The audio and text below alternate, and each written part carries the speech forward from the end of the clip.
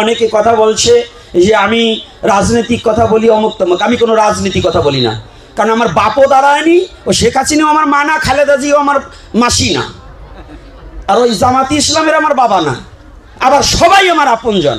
যদি আমার সনাতনের পক্ষে, আমার সনাতনের এই লাঞ্ছিত, গঞ্জিত এবং নিবৃত জাতিকে যদি আশ্রয় দান করে, এদের যদি এই সম্পত্তি থেকে বিতাড়িত না করে, যদি সনাতনী জাতি নিশ্চিন্তায় যে ঘুমাবার দেবে, আমি তার সাথে সম্বন্ধ স্থাপন করে তাকে বাবার চিন্তায় ভালোবাসবো।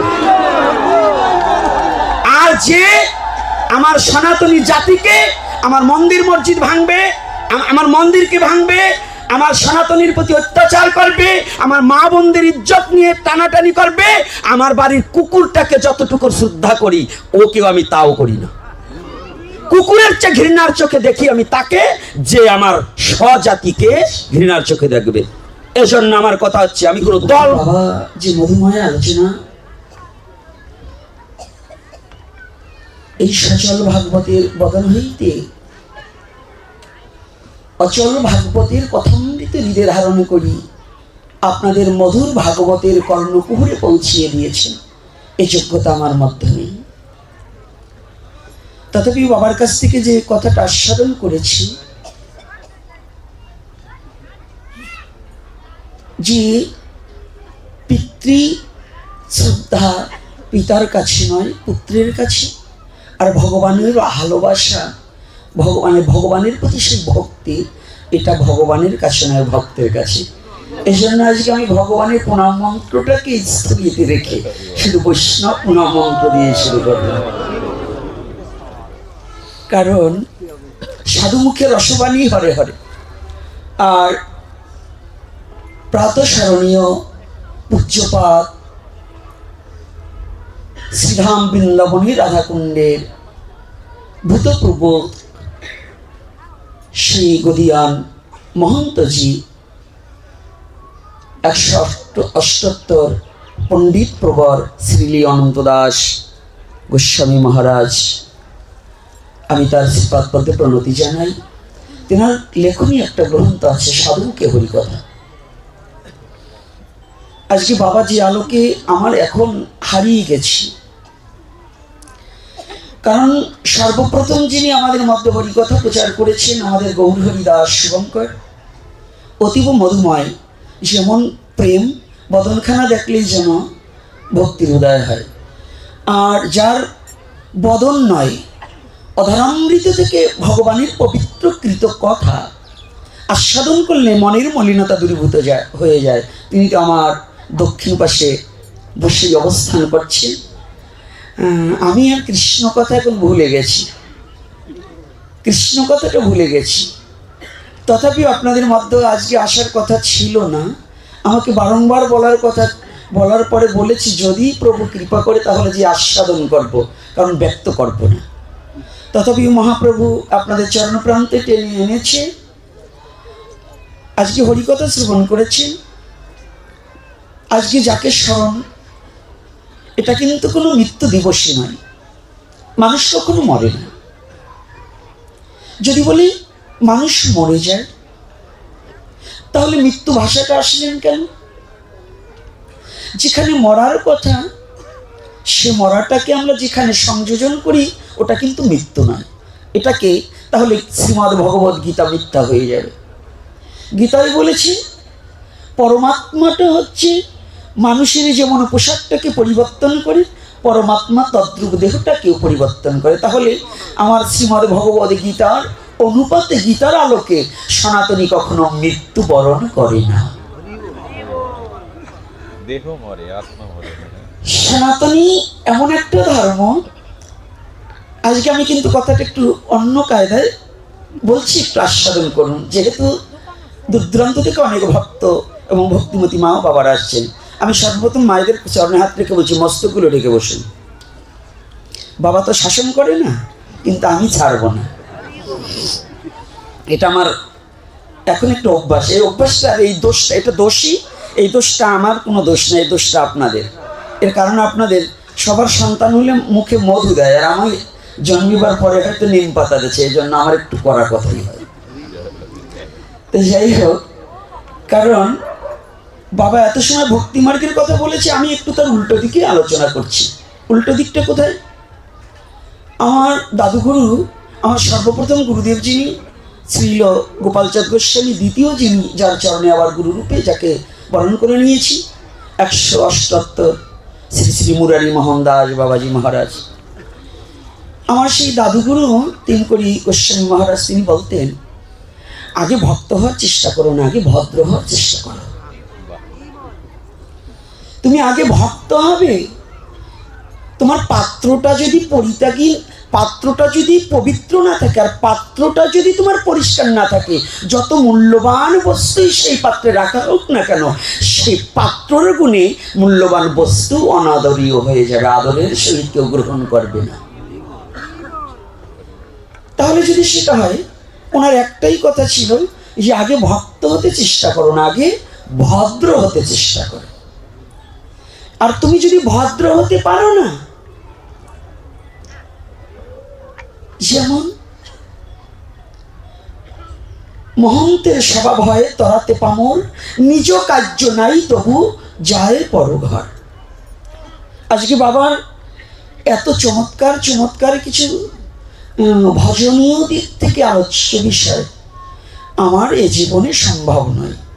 বাবা যেখানে আমাকে আলোচনার মধ্যে দাঁড় করিয়েছে, ওখানে যাওয়ার মতো কোটি জন্মে আমার যোগ্যতা হবে না, তথাপিও বাবার সেই আলোকে কথাটা বলছি। তাহলে আমি যদি ভদ্র হতে পারি, তাহলে আমার কারোর কাছে যেতে হবে না, কিন্তু এই কৃপাভাজন জন, যিনি কৃপা করবার জন্য,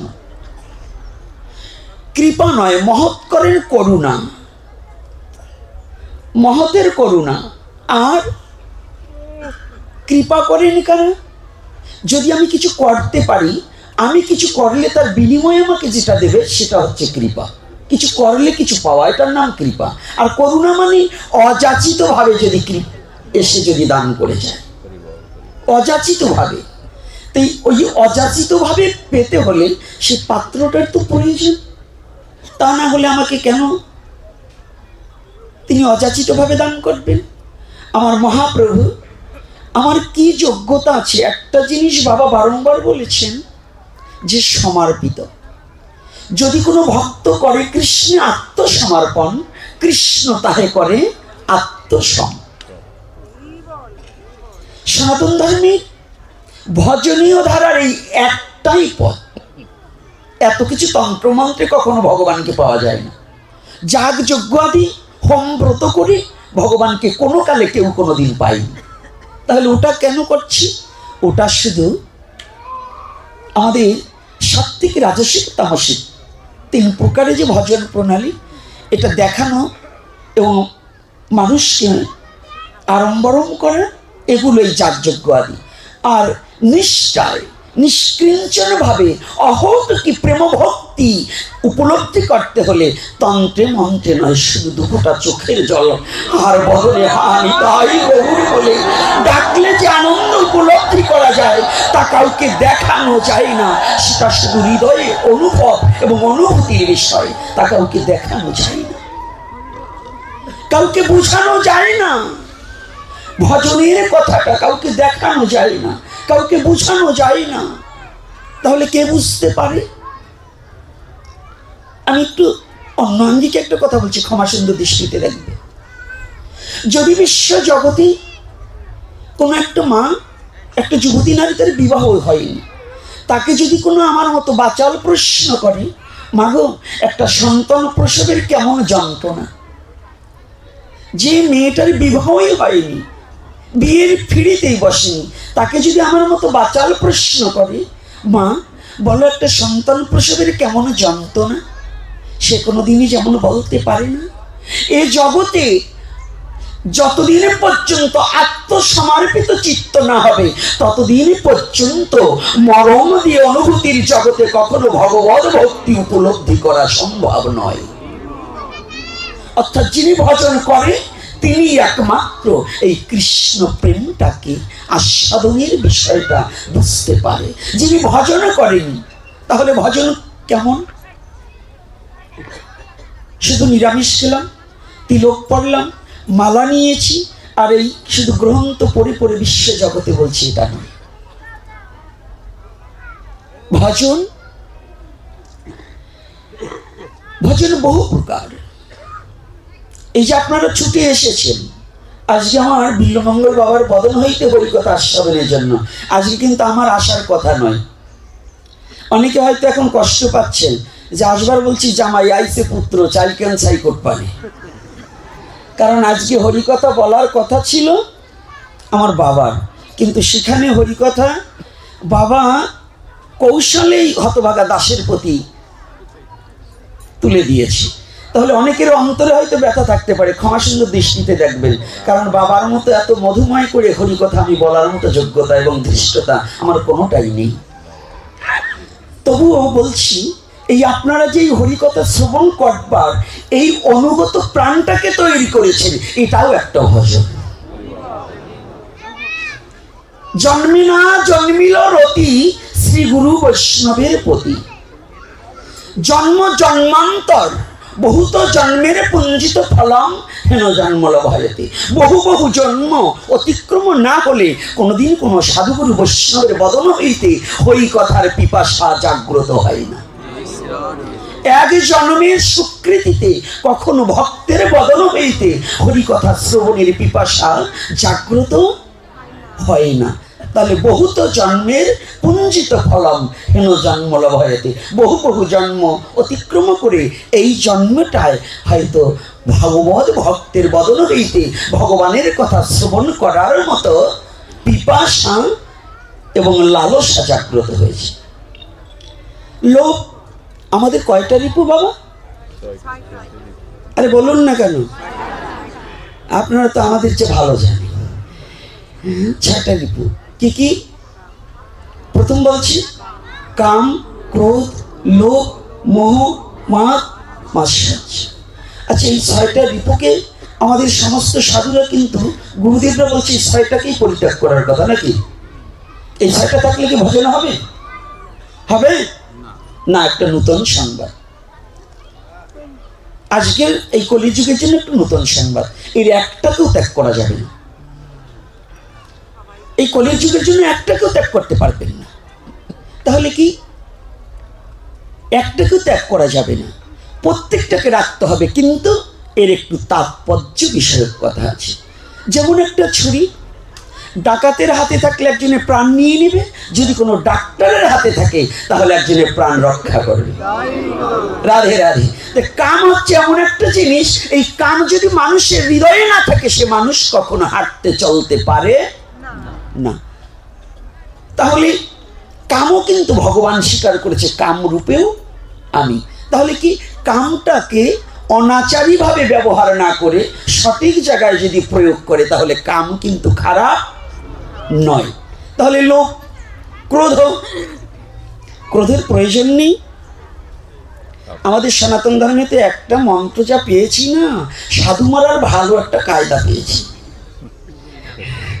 ত্রিনাথপি শুনেছেন তরুরে বসুহিষ্ণ অমানেন মানদেন কীর্তনিয়া সদাহরি। সনাতন ধর্মের এই একখানা শ্লোক দিয়ে না সনাতন ধর্মকে শেষ করার একটা কায়দা করে দিয়েছি। আরও যে শ্লোক আছে সে জায়গা কিন্তু আমরা যাচ্ছি না।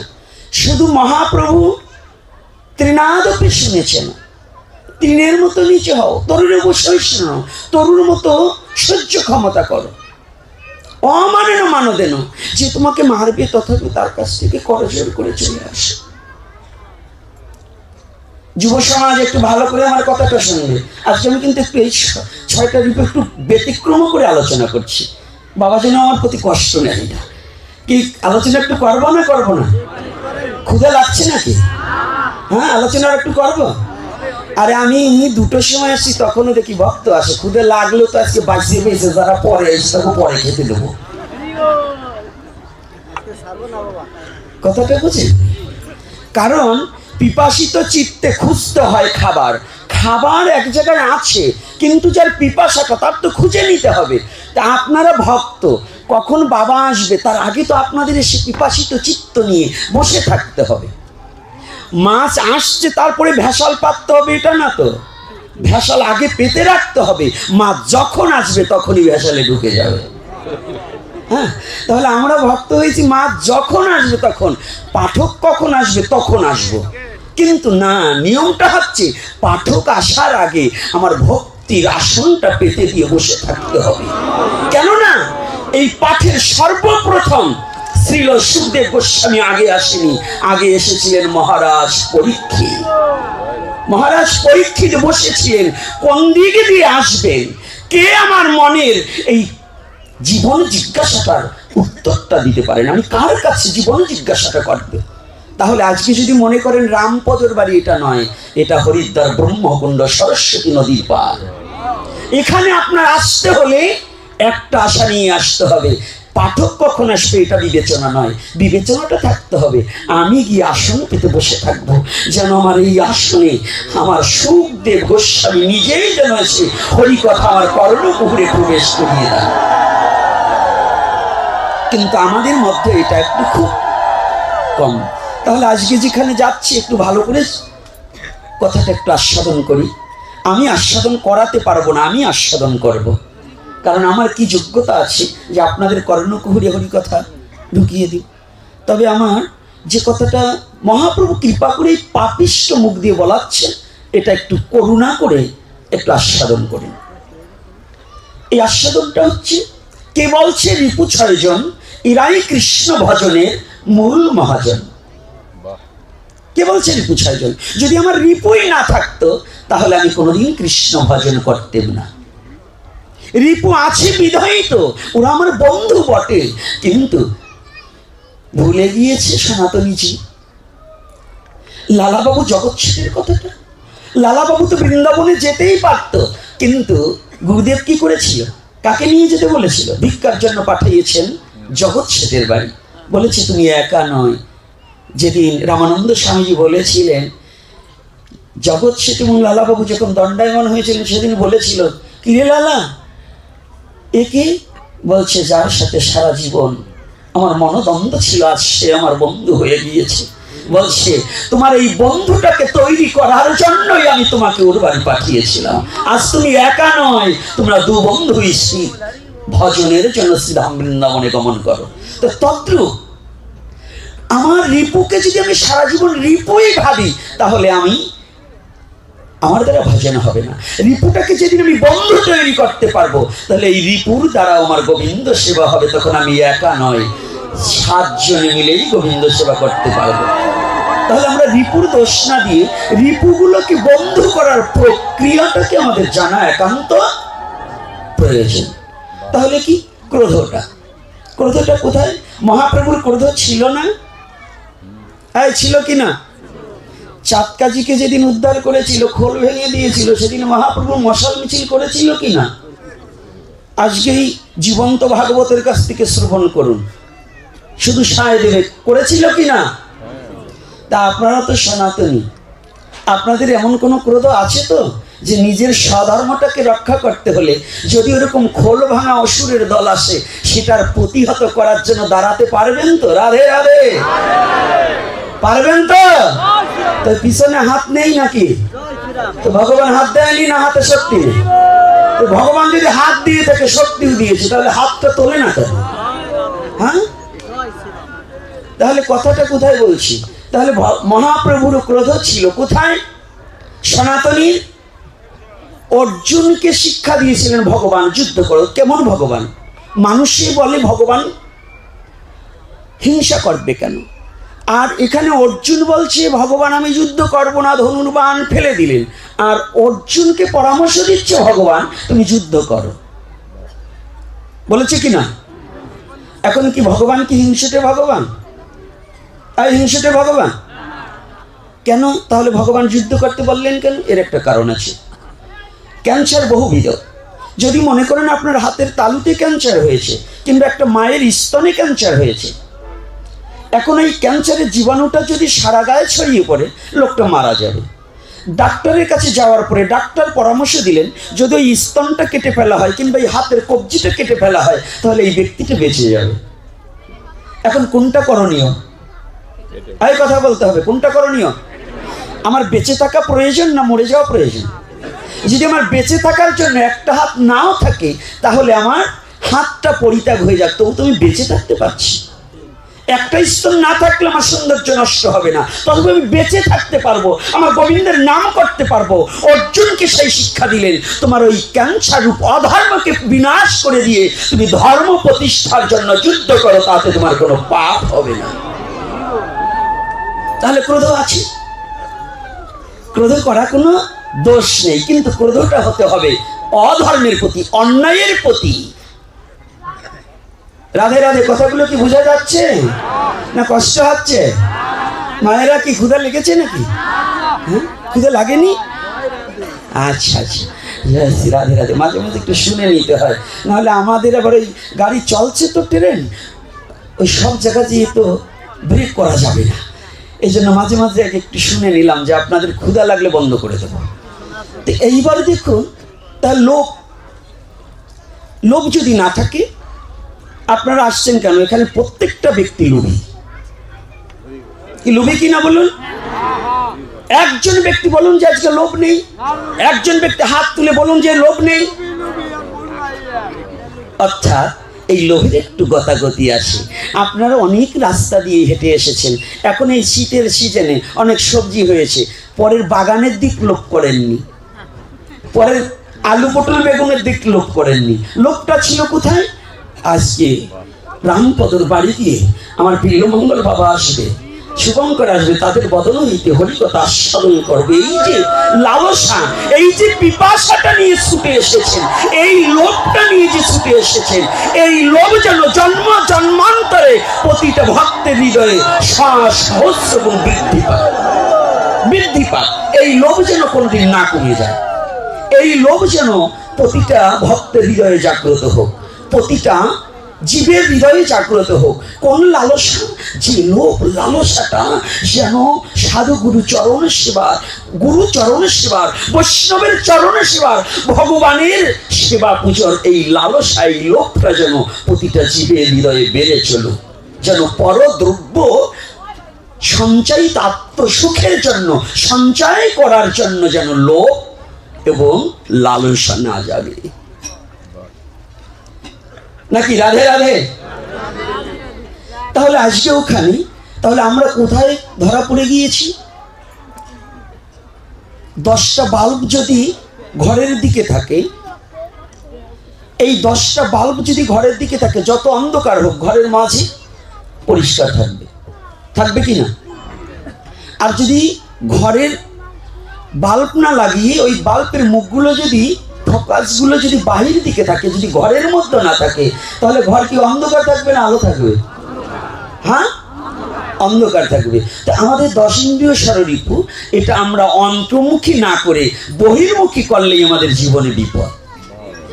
আর যদি অন্তর্মুখী করি, তাহলে কি দিব্য এই হৃদয় ঘরখানা পরিষ্কার হয়ে যাবে, তখন আমার হিংসা নিন্দা অহংকার সমস্ত পালিয়ে যাবে। বলো না গো রাধে রাধে।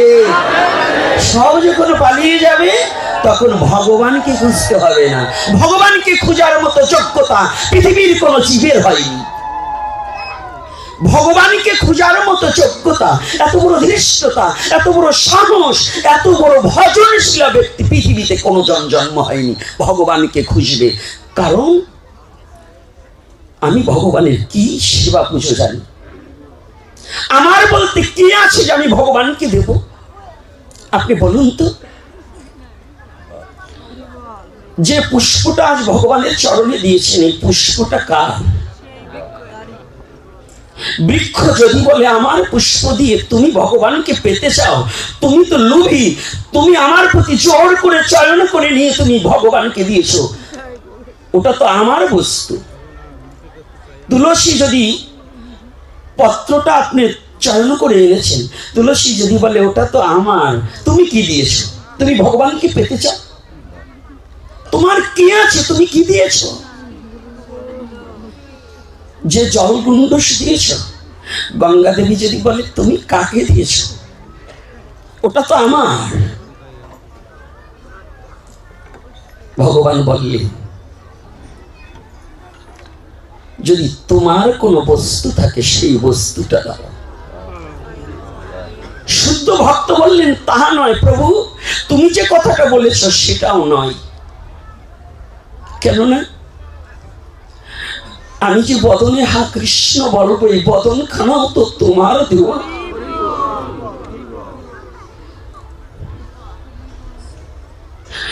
আমার একটা বস্তু আছে,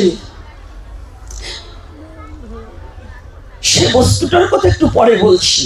তুমি যে নয়ন ভরে, আমরা সমস্ত জীব জানি ভগবান মন তুলসী আর নয়নের জলে সন্তুষ্ট থাকে। এই নয়ন দুটোও তো আমার গোবিন্দের দেওয়া। এই নয়ন দুটো কার? নয়ন দুটো আমার গোবিন্দের। তো খা কৃষ্ণ বলে যে কাঁদবো, এই নয়ন দুটো গোবিন্দের। জল তো নয়নের জল আমার গোবিন্দের, আমার বলতে কি আছে? শুদ্ধ নিষ্কিঞ্চন ভক্ত বললেন, প্রভু আমি যে নয়নে কাঁদবো, আমি যে তোমার বদন দেখার আকাঙ্ক্ষা করব, তোমার চরণ দর্শনের আকাঙ্ক্ষা করব, এই যোগ্যতাও আমার নেই। সবই তো তোমার। তবে একটা কথা বলি প্রভু, যদি তুমি কৃপা করে গ্রহণ করো, আমার একটা বস্তু আছে, সে বস্তুটা কি জানো? এই নয়নের জল তোমার, মনও তোমার, বদন তোমার, কর্ণ তোমার, সবই তোমার। শুধু আমার একটু আছে অহংকার। আমার একটা জিনিস, আমার শুধু অহংকার। কারণ আমি তোমাকে পাশরিয়ে, তোমার সমস্ত কিছু, মূল মালিককে ভুলে গিয়ে পরের দ্রব্য আমার করে আমি বলছি আমার গাড়ি, আমার বাড়ি, পুত্র আমার, কন্যা আমার, রাজ্য আমার, সাম্রাজ্য আমার, শাসকার পৃথিবী আমার, শুধু আমার আমার করে যাচ্ছি। ভাই আমার, বন্ধু আমার, তুমি একটু করুণা করে এই আমার অহংকারটুকু, যে আমার আমার বলে এই আমারটুকু তোমার চরণে যেদিন তুমি টেনে নিবে, সেদিন জীবনে আমার জীবন সার্থক হবে, তার আগে না।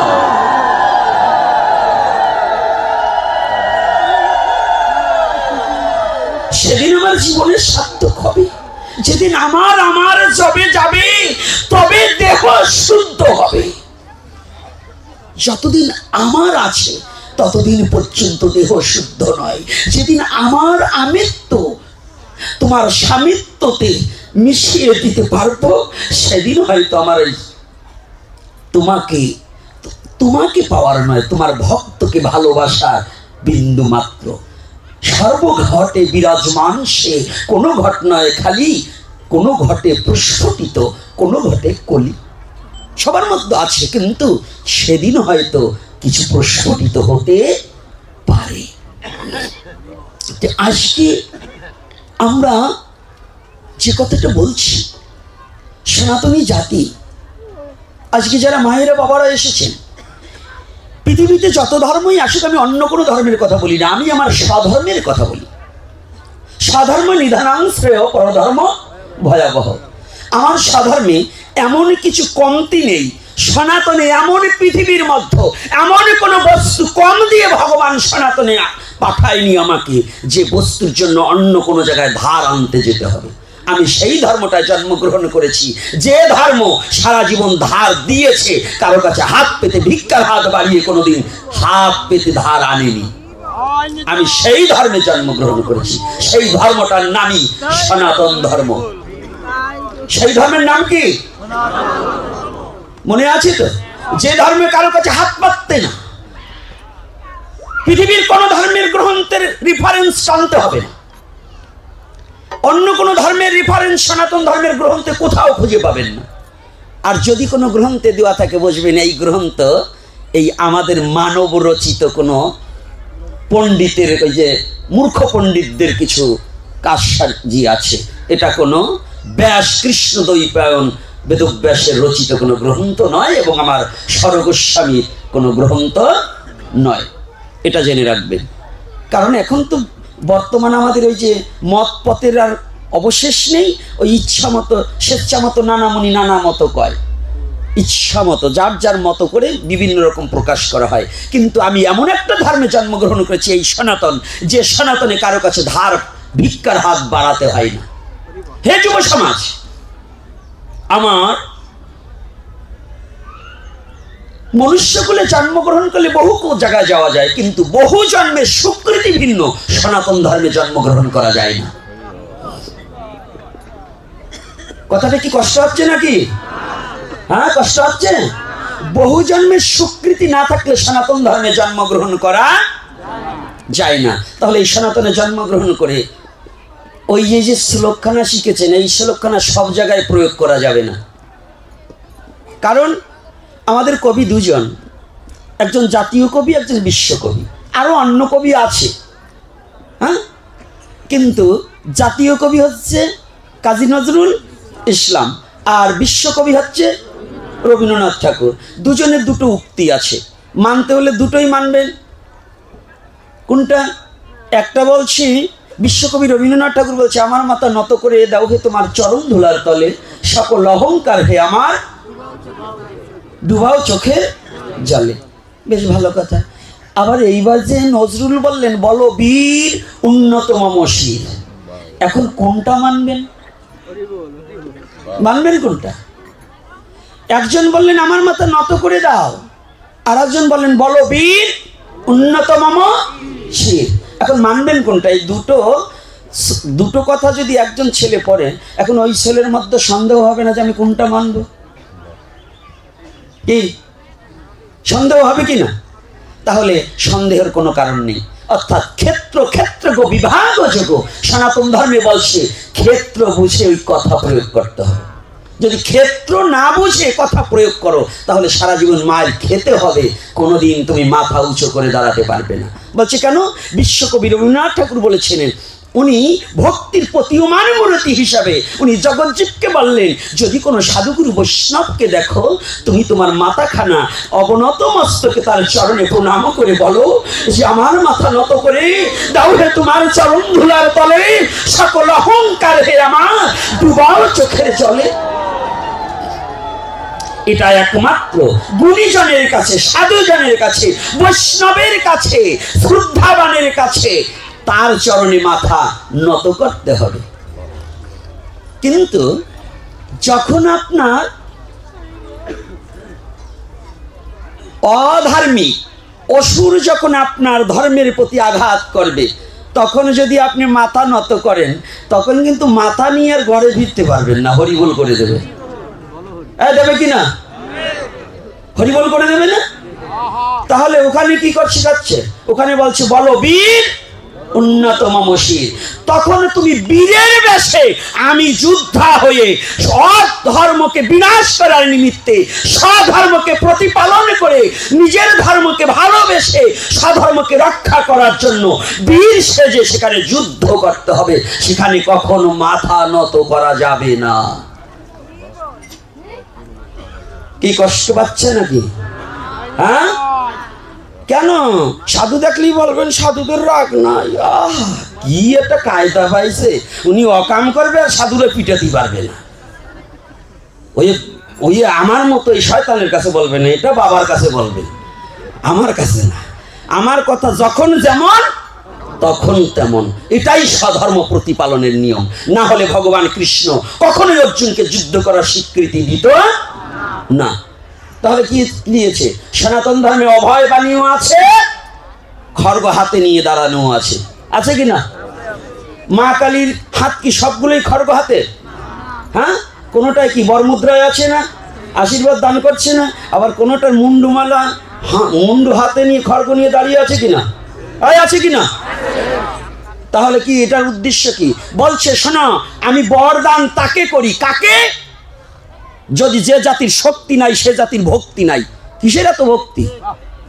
হ্যাঁ, যে গরু খেতে পারে না, খৈল ভুসি খেতে হজম করতে পারে না, যার হাড় বেরিয়ে গেছে, ও নাঙ্গল জমাল চাল টানতে পারবে? তাই সনাতনী জাতি শক্তি না থাকলে ভক্তি থাকবে না। আগে শক্তিমান হও। শক্তি যদি থাকে ভক্তি আসবে, আর যদি ভক্তি থাকে তাহলে তোমার মুক্তি আসবে। যদি শক্তি আর ভক্তি, যদি শক্তিবিহীন ভক্তিকে চাও, জীবনে কোনোদিন মুক্তি পাবে না, জীবনে কোনোদিন মুক্তি পাবে না। তাহলে শক্তি আর ভক্তি দুটোকেই যদি তুমি আয়ত্ত করতে পারো, শক্তি যেখানে প্রয়োগ করার দরকার শক্তিকে প্রয়োগ করবে, আর ভক্তিকে যেখানে প্রয়োগ করার দরকার তখন ভক্তি প্রয়োগ করবে। যদি এ দুটোকে পারো তবে তুমি সনাতনী, না হলে তুমি কাপুরুষ। আর কাপুরুষের সনাতন ধর্মে কোনো স্থান নাই। ওই আর মগা গরু নিয়ে কখনো কি হাল চাষ করছেন নাকি? হয় কর্তারা, হ্যাঁ, ওই শক্তিবিহীন গরু নিয়ে হাল চাষ করা যায় নাকি? তাহলে শক্তি কত প্রকার? খালি গায়ে শক্তি থাকলে হবে না, মনোশক্তিরও প্রয়োজন আছে, আছে কি না? তাহলে দুটো শক্তি প্রয়োগ। আমি কিন্তু একটু আগেই বলছি বাবা বলবে ভক্তির কথা, আমি কিন্তু একটু ঘুরিয়ে দিলাম, একটু ঘুরিয়ে দিয়েছি। তাহলে আজকে আপনাদেরকে যে কথাটা আমি বারংবার বলছি, এখনো বলছি, প্রত্যেকটা জায়গায় আমি কোনো দল মত নির্বিশেষে, অনেকে জানে, অনেকে কথা বলছে যে আমি রাজনৈতিক কথা বলি অমুক তমুক। আমি কোনো রাজনীতি কথা বলি না, কারণ আমার বাপও দাঁড়ায়নি, ও শেখ হাসিনাও আমার মা না, খালেদা জিও আমার মাসি না, আর ওই জামাতি ইসলামের আমার বাবা না, আবার সবাই আমার আপনজন। যদি আমার সনাতনের পক্ষে, আমার সনাতনের এই লাঞ্ছিত গঞ্জিত এবং নিবৃত জাতিকে যদি আশ্রয় দান করে, এদের যদি এই সম্পত্তি থেকে বিতাড়িত না করে, যদি সনাতনী জাতি নিশ্চিন্তায় যে ঘুমাবার দেবে, আমি তার সাথে সম্বন্ধ স্থাপন করে তাকে বাবার শ্রদ্ধায় ভালোবাসবো। আর যে আমার সনাতনী জাতিকে, আমার মন্দির মসজিদ ভাঙবে, আমার মন্দিরকে ভাঙবে, আমার সনাতনীর প্রতি অত্যাচার করবে, আমার মা বোনদের ইজ্জত নিয়ে টানাটানি করবে, আমার বাড়ির কুকুরটাকে যতটুকু শ্রদ্ধা করি ওকেও আমি তাও করি না। কুকুরের চেয়ে ঘৃণার চোখে দেখি আমি তাকে, যে আমার স্বজাতিকে ঘৃণার চোখে দেখবে। এজন্য আমার কথা হচ্ছে, আমি কোনো দল মত কথা বলছি না। আপনারা সনাতনী যারা আছেন, আপনাদের একটা কথা জেনে রাখতে হবে, কেউ কোনো গ্রামে, এখন হচ্ছে 1 মিনিট আমি দুটো কথা বলেই আমি বিশ্রাম দেব, যে কোনো গ্রামে যদি কোনো সনাতনীদের মধ্যে কোনো দ্বিধা দ্বন্দ্ব থাকে, বর্ণ বিভেদ থাকে, কোনো বর্ণাবর্ণী থাকে, এগুলোকে ভুলে গিয়ে সবাই এক হতে হবে। সবাই একতা হয়ে সমস্ত মনের হিংসাকে দূরীভূত করে দিয়ে ভজনের একটাই হচ্ছে অহিংসা পরম ধর্ম। তাই নিজের জাতির প্রতি যদি তোমার হিংসা থাকে, তাহলে তুমি ধার্মিক কোনোদিন হতে পারবে না। এজন্য আমি আশা রাখি, চরণে হাত রেখে বলবো, সময় আর বেশি নেই, আজকে আমাদের সময় চলে গেছে। তারপরে বাবা যতটুকু দিচ্ছে একটু বাড়তি বলছি, আমি অনেক বাচাল মানুষ তো, তাই বেশি কথা বলছি। তবু আমি জানিয়ে দিতে চাই, আপনার প্রতিটা গ্রামের সমস্ত সনাতনী দল মত নির্বিশেষে যে যেভাবে ভজন করুক, ওটা আমি দেখবো না। বহু মত বহু পথ, হিন্দু স্বার্থে একমত। কথাটা বোঝা গেছে? বহু মত বহু পথ, সনাতনের স্বার্থে একমত। আমরা সবাই সনাতনী। আপনারা সকলে আমার আলোচনায় যদি ব্যথা পেয়ে থাকেন, নিজের সন্তান রূপে ক্ষমা সুন্দর দৃষ্টিতে দেখবেন। আর সকলে যারা এসেছেন, প্রসাদের ব্যবস্থা আছে, প্রসাদ না পেয়ে কেউ যাবেন না। আর কৃপা পূর্বক আজকে যে বাড়িতে এসেছি, প্রার্থনা বাবা করেছে, আজকে সেই স্মরণ সভা রামপদর বাবা এহলোক থেকে এবং মা পরলোকে গমন করিয়াছে, তাহাদের